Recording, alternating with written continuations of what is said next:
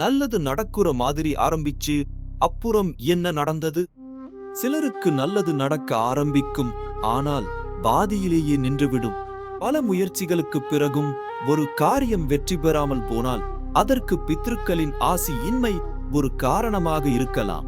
நம் முன்னோர்களின் ஆசீர்வாதத்தை பெறவும் அவர்களின் ஆன்மா சாந்தியடையவும் பித்ரு தீப வழிபாடு மிக முக்கியமானது. அமாவாசை தினங்களில், குறிப்பாக ஆடி அமாவாசையில் மாலையில் இந்த வழிபாட்டை மேற்கொள்ளலாம்.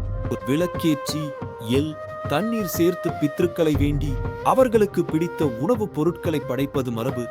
இந்த தீப ஒளியானது முன்னோர்களின் இருண்ட வழியை பிரகாசமாக்கி அவர்களுக்கு முக்தியை அளிக்கும்.